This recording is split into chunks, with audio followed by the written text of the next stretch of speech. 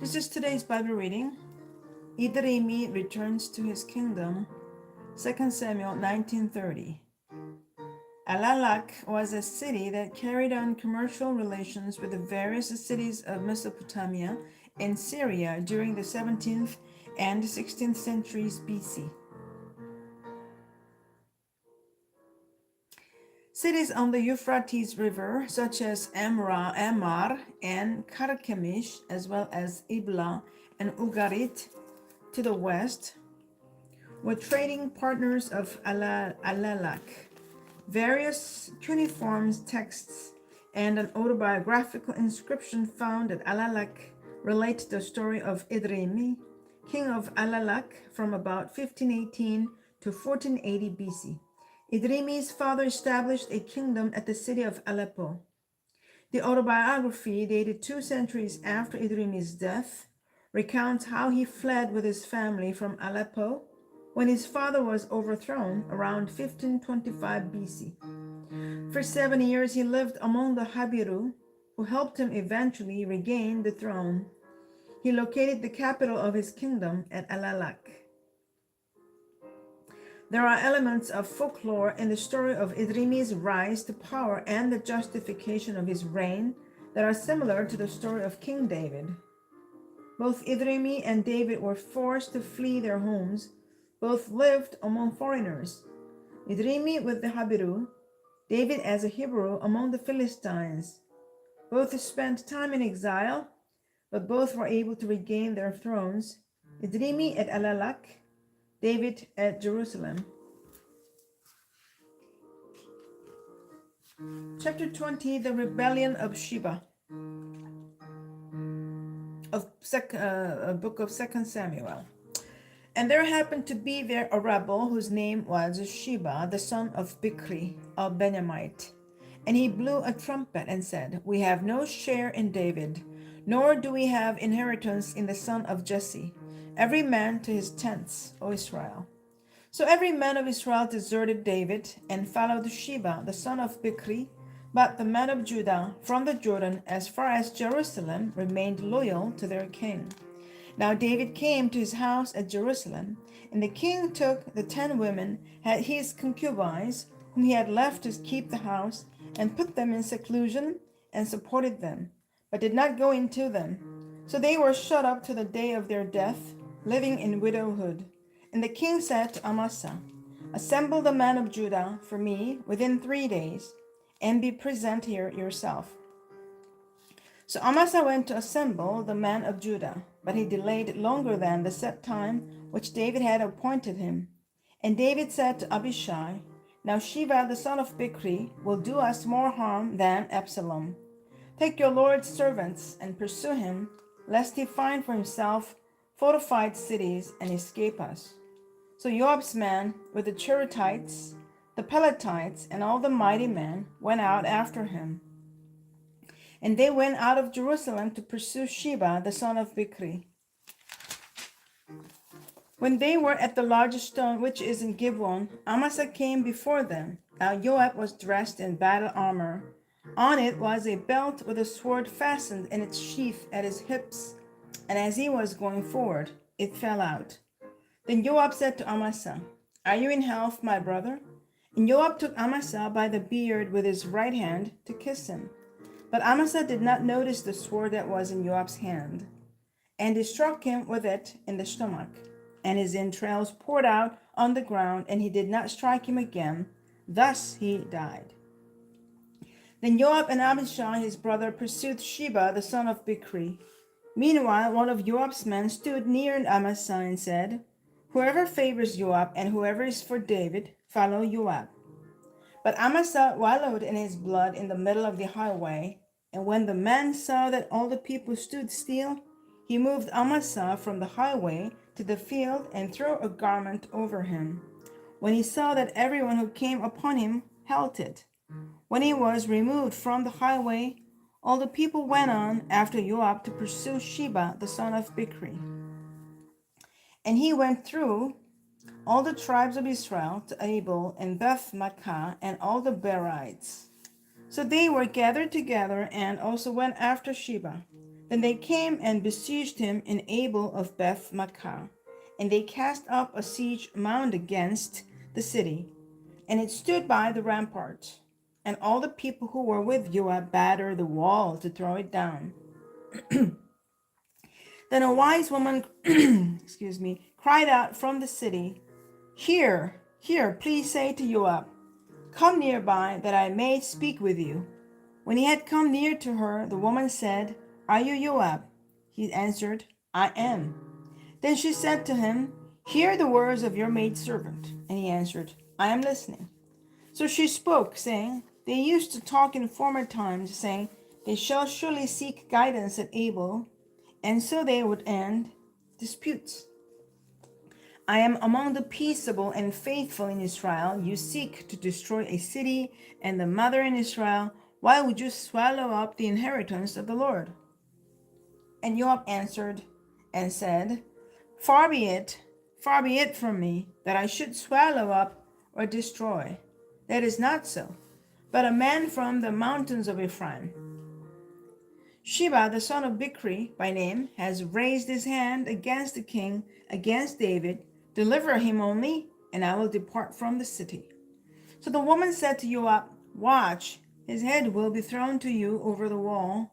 Then the woman in her wisdom went to all the people, and they cut off the head of Sheba, the son of Bichri, and threw it out to Joab.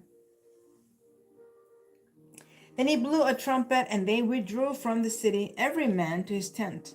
So Joab returned to the king at Jerusalem. David's government officers, and Joab was over all the army of Israel. Benaiah, the son of Jehoiada, was over the Cherethites and the Pelethites. Adoram was in charge of revenue.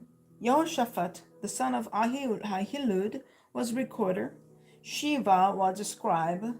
Zadok and Abiathar were the priests. And Ira the Yarite was the chief minister under David. Cherethites and Pelethites, 2 Samuel 20:23. The Cherethites and the Pelethites were core troops of David's personal guard. Their Canaanite home territory in southern Judah was close to the Philistines near the Mediterranean coast. The Cherethites and the Pelethites had become attached to David while he lived in Gath. Somehow they felt closer to David than to the Philistines. Their origin near Gath suggests that their ancestors may have been part of the Sea Peoples and thus had migrated from the Aegean area. On the other hand, they may have been the remnant of peoples that were replaced by the Philistines who moved into the coastal area. We've no documented evidence to settle this question. The Cherethites and the Pelethites were extremely loyal to David, accompanying him when he fled from Absalom and pursuing the rebel Sheba who threatened David's kingdom. They were also instrumental in the events that established Solomon as king. The Cherethites, Pelethites, and David were in a near perfect relationship. The protection and loyalty which the Cherethites and Pelethites offered David assured them of his goodwill. Yet, because they were foreigners, there was no possibility of this personal guard, those closest to David, replacing him as king with one of their own.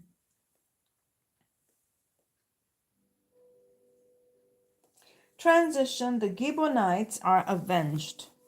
The precise time when this 3-year famine occurred is unknown, but it must have been sometime after David brought Mephibosheth to Jerusalem.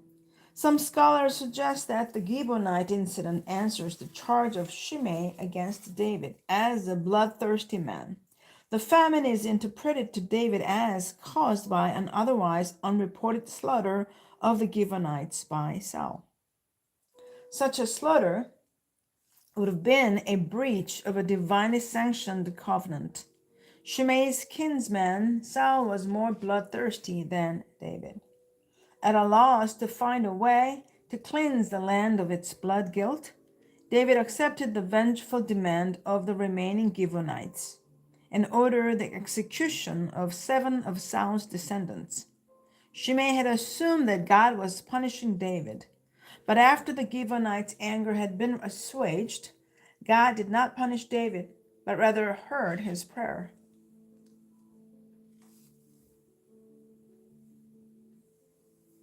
Second Samuel chapter 21. Now there was a famine in the days of David for 3 years, year after year, and David inquired of the Lord.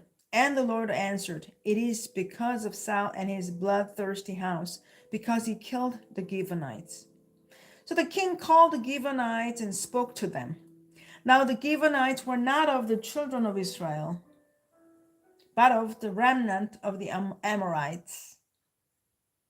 The children of Israel had sworn protection to them, but Saul had sought to kill them in his zeal for the children of Israel and Judah. Therefore David said to the Gibeonites, What shall I do for you? And with what shall I make atonement, that you may bless the inheritance of the Lord? And the Gibeonites said to him, We will have no silver or gold from Saul or from his house, nor shall you kill any man in Israel for us. So he said, Whatever you say, I'll do for you.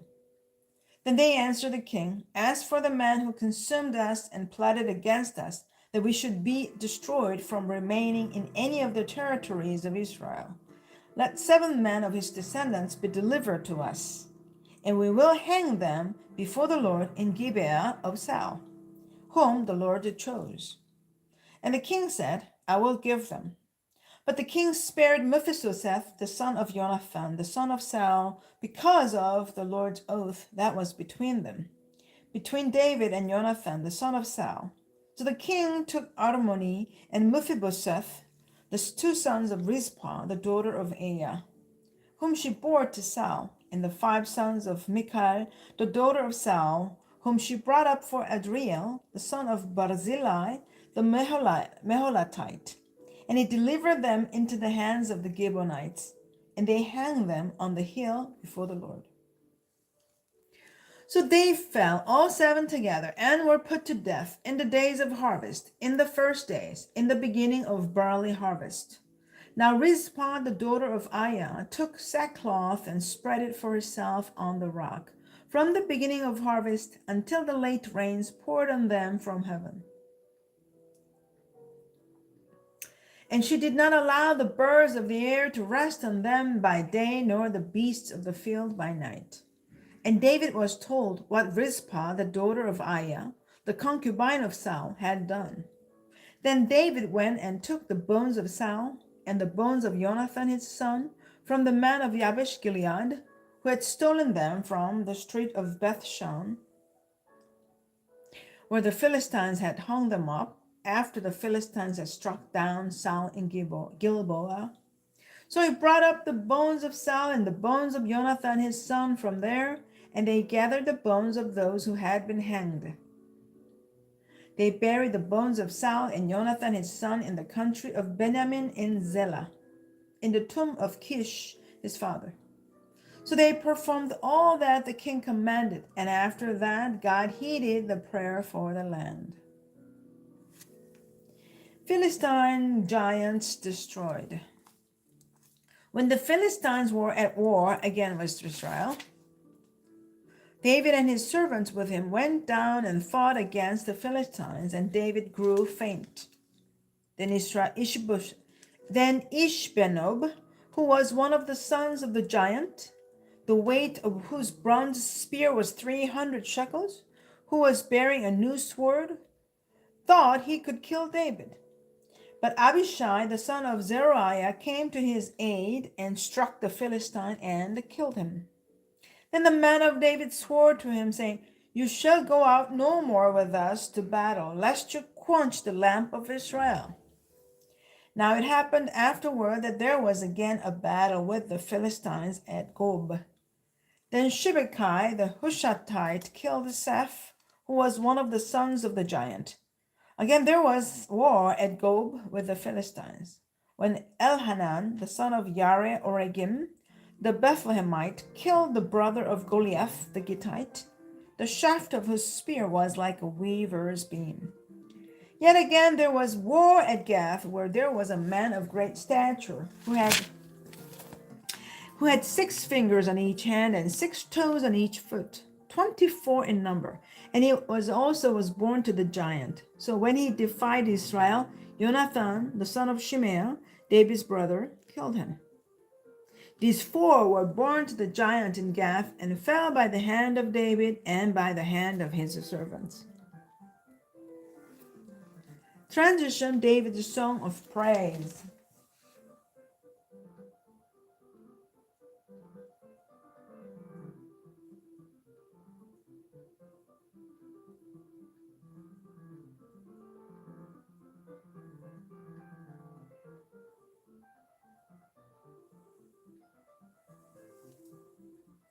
Because the superscription of Psalm 18 refers to David's deliverance from the hand of Saul, the psalm appears with the narrative of Saul's death to be read in that context. Nevertheless, an almost exact duplicate of Psalm 18 occurs here in 2 Samuel 22, reflecting the end of David's life. In this context, the psalm must be read as David's thanks for a lifetime of deliverance from many more enemies than just Saul.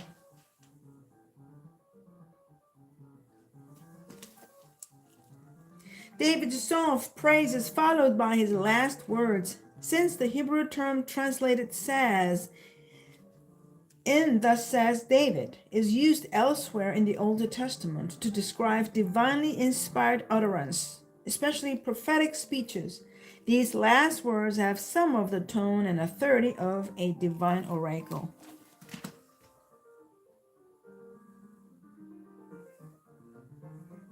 Second Samuel chapter 22, praise for God's deliverance.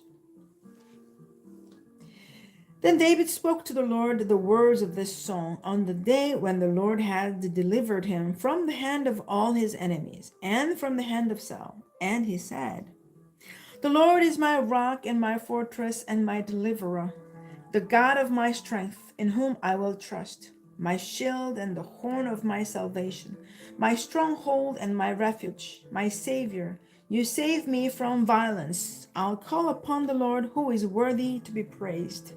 So shall I be saved from my enemies. When the waves of death surrounded me, the floods of ungodliness made me afraid. The sorrows of Sheol surrounded me. The snares of death confronted me. In my distress, I called upon the Lord and cried out to my God. He heard my voice from his temple, and my cry entered his ears. Then the earth shook and trembled. The foundations of heaven quaked and were shaken, because he was angry. Smoke went up from his nostrils, and devouring fire from his mouth. Coals were kindled by it. He bowed the heavens also, and came down with the darkness under his feet. He rode upon a cherub and flew, and he was seen upon the wings of the wind. He made the darkness canopies around him, dark waters and thick clouds of the skies. From the brightness before him, coals of fire were kindled. The Lord thundered from heaven, and the Most High uttered his voice. He sent out arrows and scattered them, lightning bolts, and he vanquished them. Then the channels of the sea were seen, the foundations of the world were uncovered.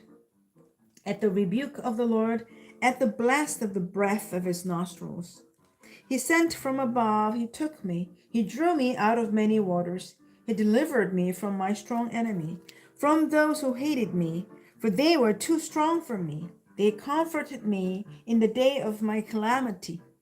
But the Lord was my support. He also brought me out into a broad place. He delivered me because he delighted in me. The Lord rewarded me according to my righteousness. According to the cleanness of my hands, he has recompensed me. For I have kept the ways of the Lord, and have not wickedly departed from my God. For all his judgments were before me, and as for his statutes, I did not depart from them. I was also blameless before him, and I kept myself from my iniquity. Therefore, the Lord has recompensed me according to my righteousness, according to my cleanness in his eyes. With the merciful, you will show yourself merciful. With a blameless man, you will show yourself blameless. With the pure, you will show yourself pure. and with the devious you will show yourself shrewd. You will save the humble people, but your eyes are on the haughty, that you may bring them down. For you are my lamp, O Lord. The Lord shall enlighten my darkness. For by you I can run against a troop. By my God, I can leap over a wall. As for God, his way is perfect. The word of the Lord is proven. He is a shield to all who trust in him. For who is God except the Lord? And who is a rock except our God? God is my strength and power, and he makes my way perfect. He makes my feet like the feet of deer, and sets me on my high places. He teaches my hands to make war, so that my arms can bend a bow of bronze. You have also given me the shield of your salvation. Your gentleness has made me great. You enlarged my path under me, so my feet did not slip. I have pursued my enemies and destroyed them. Neither did I turn back again till they were destroyed. And I have destroyed them, wounded them, so that they could not rise. They have fallen under my feet, for you have armed me with the strength for the battle. You've subdued under me those who arose against me. You've also given me the necks of my enemies, so that I destroyed those who hated me. They looked, but there was none to save, even to the Lord, but he did not answer them. Then I beat them as fine as the dust of the earth. I trod them like dirt in the streets, and I spread them out. You've also delivered me from the strivings of my people. You've kept me as the head of the nations. A people I have not known shall serve me. The foreigners submit to me. As soon as they hear, they obey me. The foreigners fade away and come frightened from their hideouts. The Lord lives. Blessed be my rock. Let God be exalted, the rock of my salvation. It is God who avenges me and subdues the peoples under me. He delivers me from my enemies. You also lift me up above those who rise against me. You've delivered me from the violent men. Therefore I will give thanks to your Lord among the Gentiles and sing praises to your name. He is the tower of salvation to his king and shows mercy to his anointed, to David and his descendants forevermore.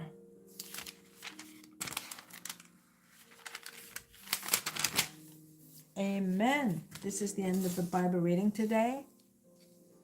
Thanks for joining me. God bless you. Have a good day, and see you tomorrow again.